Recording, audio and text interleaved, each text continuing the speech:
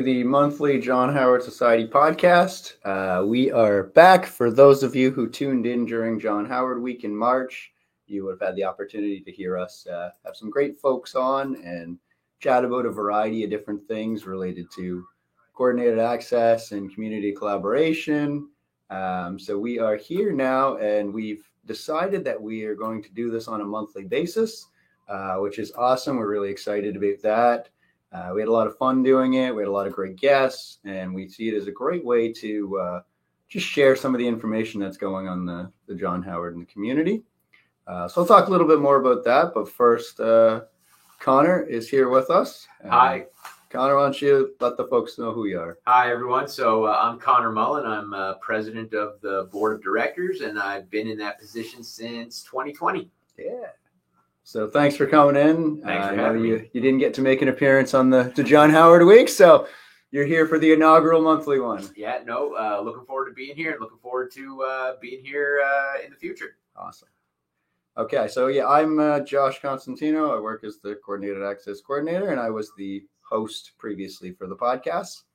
And then later on here today, partway through, we'll have Jody Setner from Lifehouse joining us to do the Community Spotlight segment. So just a quick bit about sort of what this podcast is going to consist of on a monthly basis. So we wanted to have a way to communicate kind of some of the things that are going on at John Howard, some of the things that we're excited about to share with the community. And we thought that this is a more engaging, fun way than putting out some sort of like a monthly newsletter or something like that. So we wanted to try this out for folks, and hopefully it's an opportunity to engage with individuals in the community. And we also wanted to continue to highlight some of the great organizations that we work with. So every month there will be, updates that are John Howard related.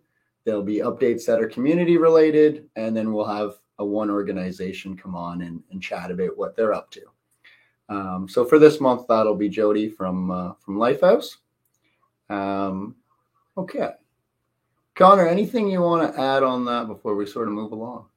No, I think you covered it all pretty well, Josh. There are a lot of great events coming up that we at the board are excited to have played a part in and excited to be putting on. And there's a lot of great programs that we already have running and that we're rolling out soon that we're also very excited about, and some interesting programs that we're in the process of developing. So, for sure. Before we kind of dig into those a little bit, is there anything general sort of from a board perspective that you want to speak to or highlight or put out there for the folks?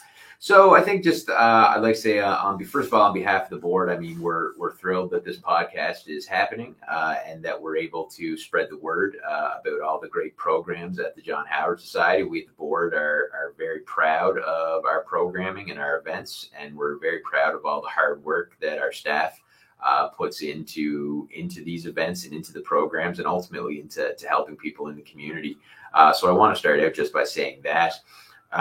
Just generally from the board level, I don't want to step too much on what you're going to talk about later, but just to say, there are a number of great programs coming up. We've got a coordinated access workshop coming up in Kings County that I know you'll be talking about, but we're excited for that. I'll be attending that event. We're getting closer and closer to launching our distance education program at the Provincial Correctional Center, which we're very excited about. That's something that's been in the works for a long time, and that we've really wanted to get going. I've been really proud of the work that's been done through our CRA volunteer tax program and all the individuals that we're helping out through that program. That's been really great to hear, and just some of the life-changing experiences that the clients are receiving because of the benefits they're getting from that program. A couple of other programs that I'll throw just little teasers out about that we're kind of in the process of developing. One, we're looking into the possibility of establishing a social enterprise here on PEI, which would be kind of a business run by the John Howard as a nonprofit. Something that we're hoping we can get up and off the ground and potentially be able to provide some employment for some of our clientele. That's very much in the preliminary stages right now, but something that I'm personally very excited about. Another program that we're hoping we can potentially take a run at would be to provide lawyers for inmates who are facing disciplinary proceedings. Again, we're very much in the preliminary stages of that, but we're hoping we can get some buy-in from the Provincial Correctional Center and hopefully be able to provide those services. Just from kind of a larger board perspective or a broader board perspective, the John Howard Society is an affiliate of the John Howard Society of Canada. So we have representation on that national board. I'm the current representative, and I have a meeting of the national board coming up next week. I really enjoy attending those meetings. I always come away feeling really energized, hearing about what other people are doing around the country. And it inspires some of the programs and ideas. So, like for instance, the idea about the social enterprise and the lawyer for inmates and disciplinary proceedings, that came from programs I heard that other provinces were running and thought we could adapt here. So I'm really looking forward to that. And we as a board we're constantly growing, learning, trying to do everything that we can to make the organization run better. We recently did some diversity, equity, and inclusion training at the board so that we can make sure that we have a broad and diverse range of voices around the table, informing what we do. And we're starting to look into issues around fundraising as well. So if people are supportive of the programming that we're doing, we'll soon have methods and ways available for people to donate financially. And if anyone wants to donate their time, we're also looking into starting to get volunteers. So for anyone who's interested in the work that we do, I'd encourage you to reach out, and we'll do our best to find a way to put you to good use. Awesome. Yeah, that's a lot of great stuff. I appreciate you going over that with us. I think that gives a good sense of kind of what some of the goals are and where we're headed in terms of direction. We will, like you said, kind of go through some of those things a little more individually. I think the volunteer thing is a good one to throw out there. We've been chatting about that and looking at, like you said, how can we give people in the community who are interested in being a part of this an opportunity? And also, how can they be included in some of the things that we're up to? Absolutely. I mean, like I said, I and all the members of the board, we're very proud of the work that our staff does, and nothing that we do, none of our programs work without our staff. But we also need community buy-in as well. And so, like I say, anyone who's supportive or anyone who's even just interested, please reach out.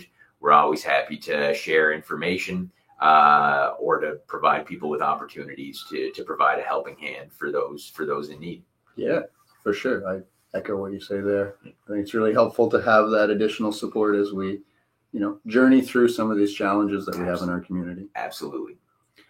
So let's move into some of those individual programs, and I'll highlight a few things, but certainly feel free to jump in and we can have a bit of a back and forth here. Will do. So let's start with that volunteer tax program. So as a bit of an update for folks, we'll backtrack in terms of if you don't know what the volunteer tax program is. It is much like it sounds. It's an opportunity for individuals generally that are low income, although that's a bit of a gray area given the financial constraints that people are experiencing these days, to come in and have their taxes done by a registered professional and have that submitted to CRA on their behalf. And it's at no charge. And so that's the key component there. We recognize that there's already a lot of burden financially on individuals. So if there's an opportunity for them to get their taxes done free of charge, particularly knowing that having your taxes done is a requirement now for a lot of funds or benefits that people access through the government. Absolutely. And one thing that I'm learning as I kind of get updates and learn more about this program is that there's a lot of people who out there who may not realize that they're entitled to benefits. I know I was told a story just recently about an individual whose spouse had died 10 years ago, and this person didn't realize that they were entitled to survivor benefits, but through connecting with the appropriate services and getting all the appropriate documentation filed, they were able to get, a substantial sum of money. And so, and this can be, as you say, for people, especially people who are low income, this can be this can be life changing. And I understand, and I know that there can be some fear of getting your taxes done, that you may owe money, but I'd certainly encourage anyone who's not sure to come check out the program, because you never know, there could be money out there that you're entitled to that you're not even aware of.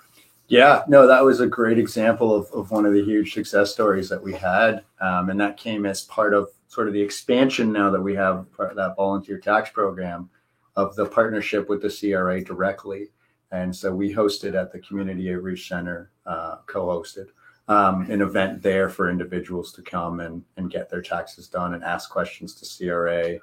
And there was a lot of individuals that, you try to get a hold of the CRA, and it's really a challenge. It's a challenge for anyone, never mind someone who doesn't always have a phone, doesn't always have a place to sleep. So for them to wait on hold for a period of time and try to get through to folks is just a huge barrier. Oh, absolutely. Like I say, even for you and I to kind of sit there on hold for however long and press through the menu to get to where we need to be, it can be it's a time consuming process, and it can be a bit confusing sometimes if you don't always know who you need to help you. So for people, like you say, who maybe are struggling with not having regular access to a phone, they don't have a permanent mailing address, or people who suffer from mental health issues or other issues, that can make it even more difficult. So if you contact the John Howard, we have, I think, is it 3 former CPAs or 3? 3, yeah. Yeah, we have 3 CPAs who will sit down with you at no charge to you and help you file your taxes. So, say this is a great program, and one of the many things that I'm very proud of that we're able to provide. Yeah. And in addition to, like you said, those 3 individuals being available, we did run that clinic. So that happened on April 25th. And then there's going to be another one coming up on June 18th. So we'll remind that again at the end when we go through upcoming events. But just to put that on the radar for folks that, there is an opportunity for direct access to CRA representatives, which, like we talked about with the phone situation, is a real opportunity. Absolutely. So, if anyone out there needs some help with their taxes or knows someone who does, please bring them by the John Howard or come out to this workshop, and we'll see what we can do. Sure. All right. I think that covers the volunteer tax piece, which, as you said, we're very proud of. And particularly, kudos to the CRA on this one. Absolutely. For stepping up and deciding to be a presence in person for these individuals that really absolutely. need it. Yeah, absolutely. So the next thing we'll get into is our Veterans Homelessness Case Management Program. The official launch was in April. It is coming together piece by piece, a little bit at a time. Just like with any new program, you're going to have to kind of iron out, what does it look like? How does it run? Who do we serve? How do we find the people we serve? So still kind of in the infancy process. I don't know if there's anything specific you wanted to touch on about that. I'm actually glad you brought that out, because this is something I actually had forgotten to mention at the beginning. This is another program that we're really excited to be launching. Through our work in the community, we have learned that there's a relatively significant presence of veterans in the homeless community here on PEI. And veterans are people who have sacrificed a lot for our country. And oftentimes, as a result of that sacrifice, they can suffer from a lot of issues, mental health, maybe addictions. And we do our best to provide them help with that. But, for all the work that veterans provided for our society, they shouldn't have to face homelessness on top of that. So we are launching a program that is going to be specifically aimed at housing veterans and providing wraparound supports for members of the veteran community. We are in the process of hiring a caseworker for that program. What we'd really like is to be able to hire a veteran, whether it be of the armed forces or the RCMP or something like that, somebody who has that experience that would be able to relate to the clientele that this program is aiming to help. Who has some social work or other kind of casework experience. So again, if anyone who's listening fits that description or knows someone who does, please send them to the John Howard. we'd love to have their help in launching this program. Yeah, no, I think that's a great sort of thing to put out there, that we are trying to support the veteran and community by including a veteran as part of that program. Absolutely. And that lived experience is so valuable. And as you said, we recognize that there are a number of different challenges when, sort of unearthing the people who are experiencing homelessness that are veterans. There's some issues around sort of stigma and shame that come up with that, where they don't want to identify as a veteran, given their proud and storied past. There's also, are people asking it the right way when they're, going through intakes? Are they being identified? Are we connected with the right organizations? So this program will, take on all of those challenges and be an opportunity to say, okay, let's specifically target veterans and do a bit of a blitz within the community to first unearth and then connect to supports and provide some wraparound services once we've started to identify those individuals in our community. Yeah, absolutely. And, and as time has gone on, we've unearthed more and more veterans as members of the homeless community. And so hopefully by through this program, we're going to be able to, as you say, Josh, to identify the full extent of the issue and then provide those wraparound supports to this specific community, along with the work that we do more broadly with the homeless community. But this is a very specific focus on a subset within that population, that we are hopefully going to be able to help. And again, kudos to the federal government for realizing that this is a problem that exists and providing the funding to allow organizations like the John Howard Society across Canada to provide support to veterans. Yeah, no, it's a really great opportunity. There are often times where you identify a need within your community, and it's not always the situation where somebody steps up and helps you take care of that need. Absolutely. So it's really nice, like you said, that we've got that support behind us, and now we can understand the full scope of the situation, and that'll help too to relay that information back and say, here's what it actually looks like on PEI. Here's the full extent of the problem. Yeah. Absolutely. So it serves a bit of a twofold purpose. We can actually help the people who need help, but actually, by identifying the full scope of the problem and the issues that exist, hopefully have future programming and funding available to really tackle the problem. Yeah, and I think that's kind of a theme that we've seen, like you said, across our approach to homelessness on the island, is this idea of we first need to get some data and information on what's actually going on to be able to relay that to the funding sources so that they understand what our needs are. Absolutely. And that's been, our initial goal, if you will, is to try to do that more globally. So this will be a chance to focus on that on a smaller scale. That's a targeted population. For sure. Awesome. Yeah, so excited about that one.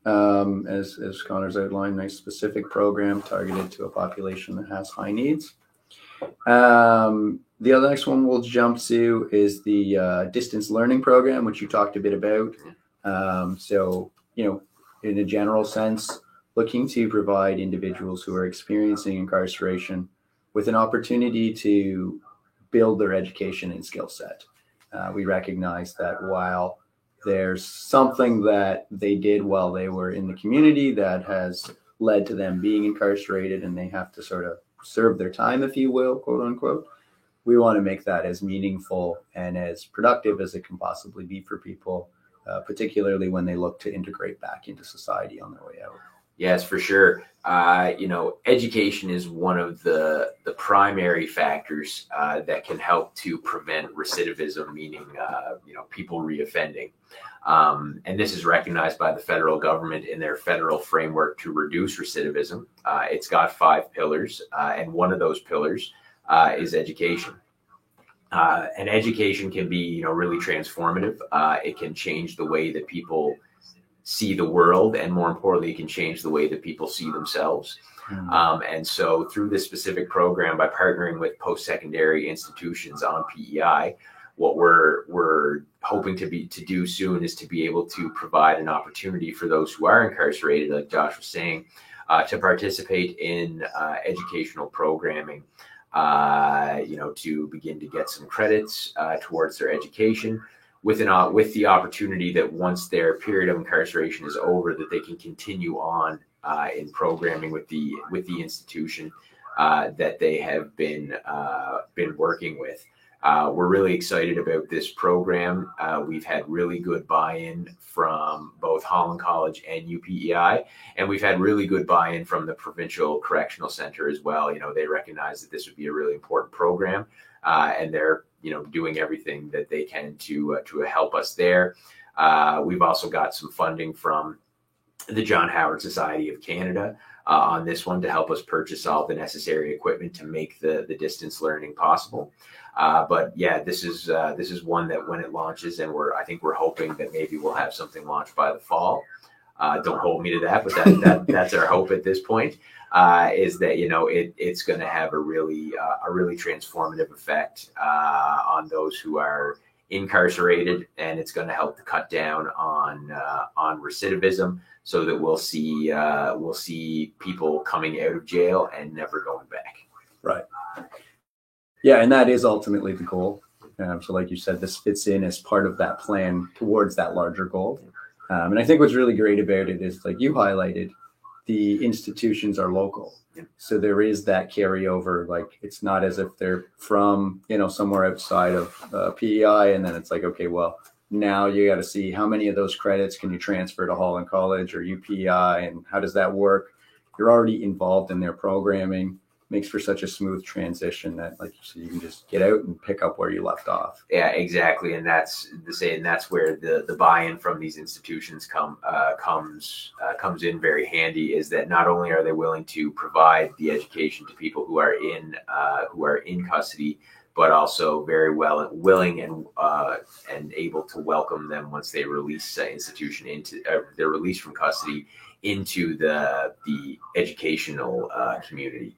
And so I hope that those open arms are accepted and embraced by a lot of people facing incarceration, because I do think that education is so important in like I said, in changing the way not only that people see their world, but also in the way that they see themselves. Yeah, and it's just such an opportunity for when you get out and you don't know what's your next move going to be.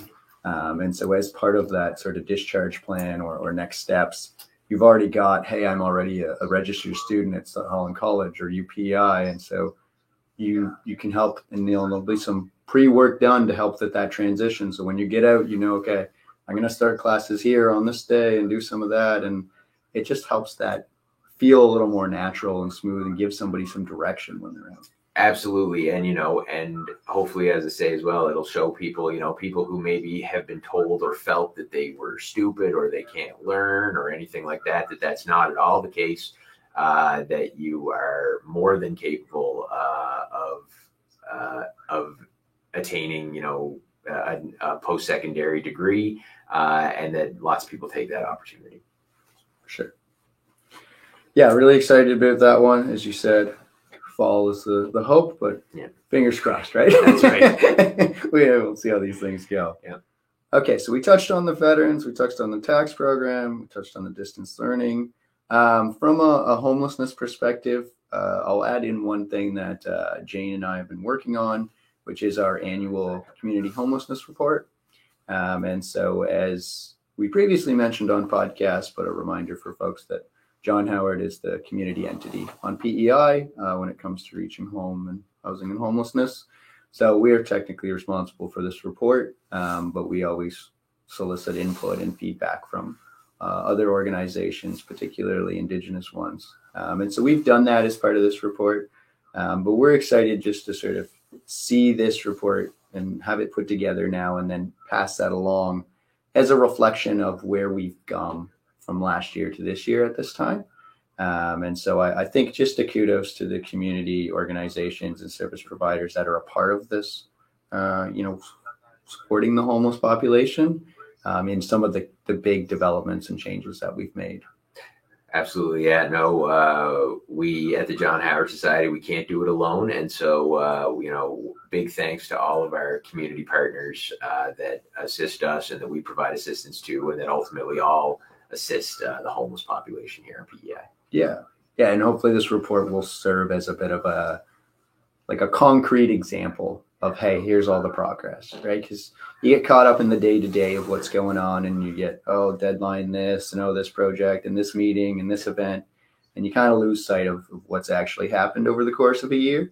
So I think this serves as a nice little stopgap to say, hey, take a breath, take a look, and reflect on this great work that we've done as a community. Yeah, sometimes doing this work can feel like an uphill struggle, and sometimes it feels like we're not getting anywhere. So it is nice to be reminded and say, look at the people that we have helped, right? And just to remind everyone why we do the work that we do. Yeah, and to have that quantitative and qualitative data to put together and say, hey, here's the evidence. Absolutely. All right. So as you alluded to, we can't do this work alone, and we rely on community partners and organizations. Cue Jody, who has joined us for the Spotlight section today. Jody, we appreciate you coming on for our inaugural monthly podcast.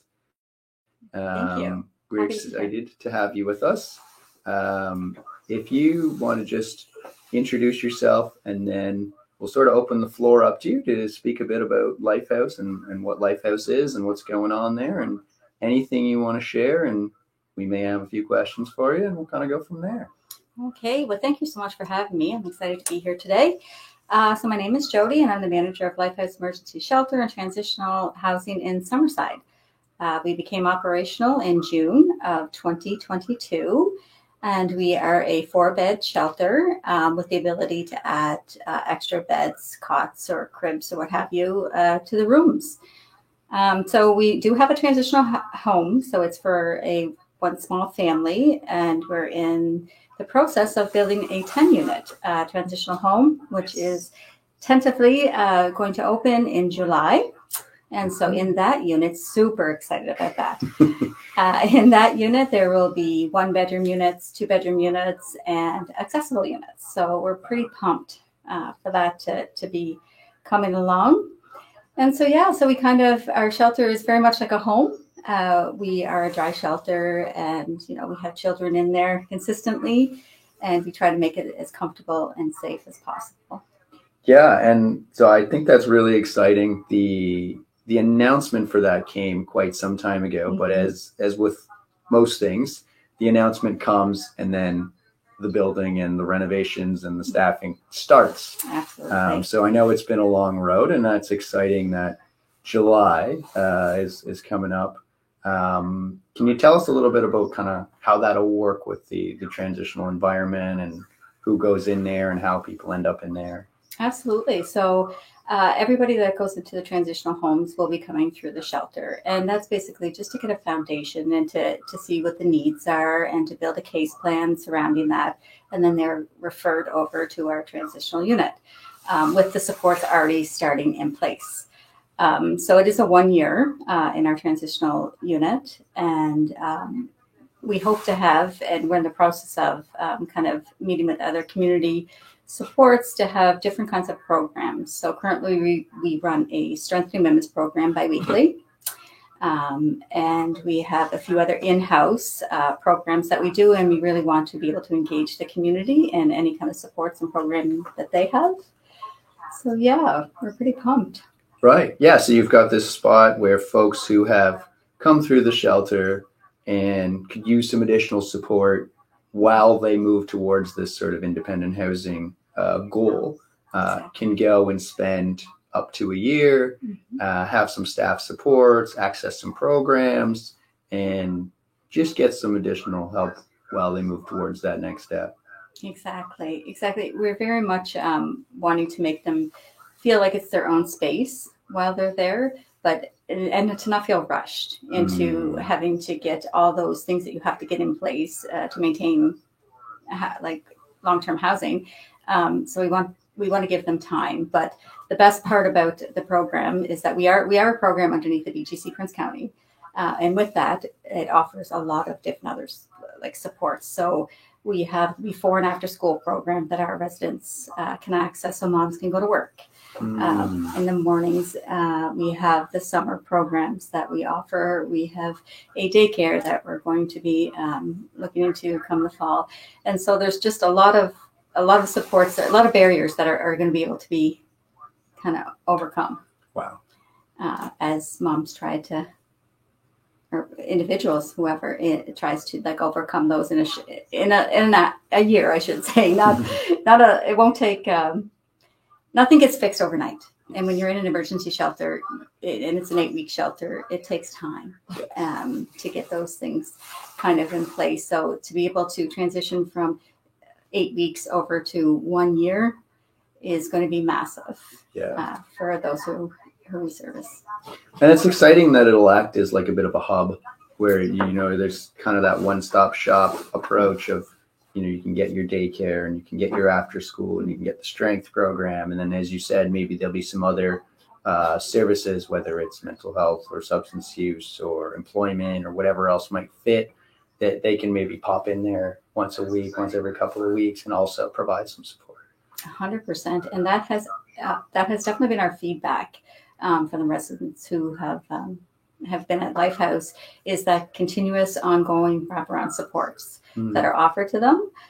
So you can leave after 2, 3, 8 weeks, but we're still there for 6 months. And whether that's, can you please assist me in how I get my taxes done, which we would refer to the John Howard pre-employment program. Or assistant, can you help me find daycare? How do I find the registry? It's just those all around wraparound services that help so much. And help to alleviate the stressors and the unneeded anxiety and whatnot. Yeah, and it's nice to have that flexibility where somebody can spend their 8 weeks at the shelter, jump into this transitional program, and if after 2 or 3 months they're like, you know what, I got things sorted out, I feel pretty good now, I've got a spot I can go, off I go. Where other folks, 10 months in, they're like, I'm still not there yet. I need that full 12 months to help me with everything that's going on. Exactly. And it's my intention to, when we get to the 9-month mark, like we'll start really revisiting the case plan and seeing what it is exactly they're looking for, what best suits them, and what's kind of around. And so we'll have more consistent meetings and more regular meetings on a weekly basis. Yeah. Yeah. Oh, that's fantastic. Yeah, we're looking forward to it. Yeah, it's just around the corner. Just around the corner. We have so much support from our community. It's really amazing. Our CNOY fundraiser that we had last year, or this year, I guess it was, last year. We raised over $100,000 for Lifehouse. Unreal, the support. And that's the island and off-island supporters. We have a gala in October, a women's gala that we have, and it's sold out. Already? Yes, it was sold out last year. Okay. This year we don't expect it'll be any different. Yeah, and our residents we're hoping will be able to participate, those who want to, in that gala. And so we really like to keep them involved in the community, and Yeah, and what a feeling to have the community embrace these services and these supports for folks, and 100%. be such a huge support. It's a great feeling. Yeah. And you guys are doing great work. Thank you so much. Absolutely, yeah. I think as a province, we've come a long way in the supports we can offer and the services and whatnot, and just working together. Yeah, that collaboration has definitely continued in the right direction, where everybody's trying to help one another. Yeah. None of us can do it alone. True. That's right. So true. Yeah, and I think the more we embrace that mentality, the easier this work gets. Not that it's ever easy, but easier. We have a few community events to throw out at the end here, but anything else you wanted to speak to about Lifehouse or anything otherwise that's going on there, Jody? Nothing other than if you have any questions, if anybody has any questions or any information they would like to know about Lifehouse. I know sometimes it's hard for all our service providers to really know what's out there and what exactly the services are that we offer. So please feel free to call. Staff are more than willing to answer any questions when it comes to that sort of thing. And we really want to be able to help and support as much as we can. So Awesome. Or visit our Facebook page. because on our Facebook page, that was seemed to be a barrier, especially individuals work with CPS. Was, if their children come into shelter, what does that look like? And so to kind of work around that barrier, we did a video of the inside of the shelter and kind of some information about it, and we posted on our Facebook page. So please feel free to view that. That's really awesome. Mm-hmm. Yeah, and we'll make a note of that or send that to us, and we can share it as well, so people have access to that as part of the podcast too. Absolutely. Yeah. Okay, so a few community events just to mention and sort of reference as we move towards wrapping up here.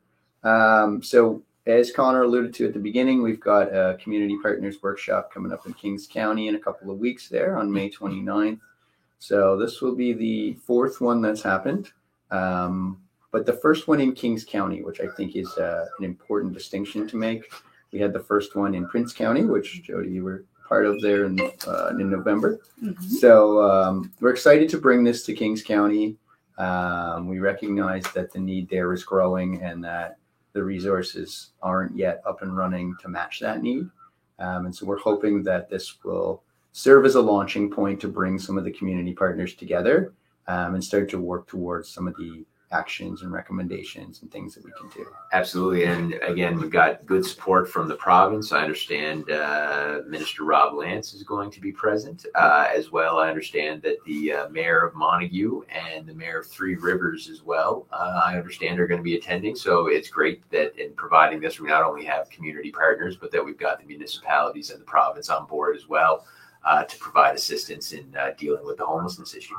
Yeah, it is a layered approach, right? It takes all levels of community and government to tackle these complex issues.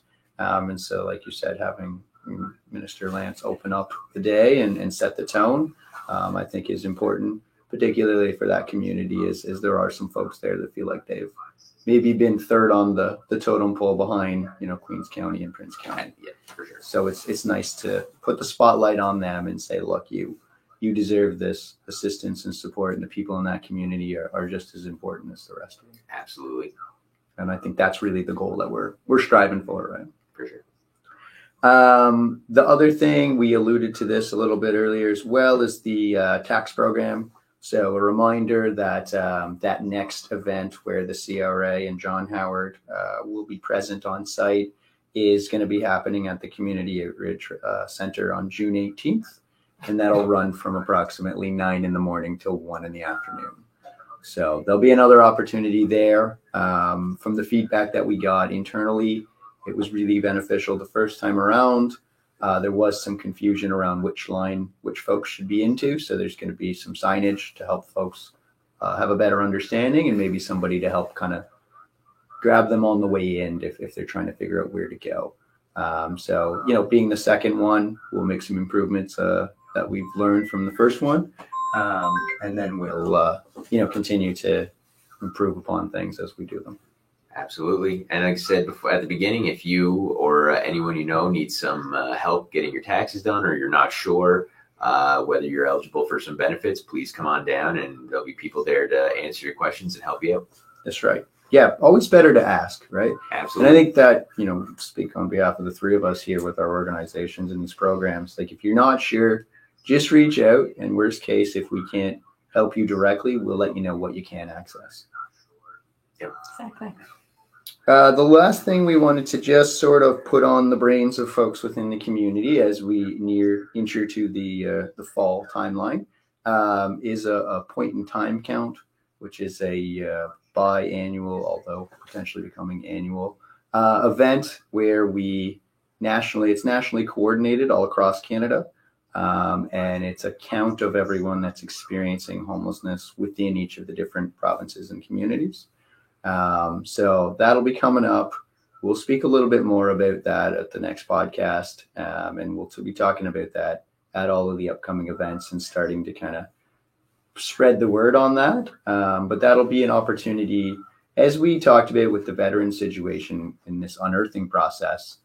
This will be another way to work on that unearthing piece and trying to identify just how extensive this situation is and get some proper information and numbers on that.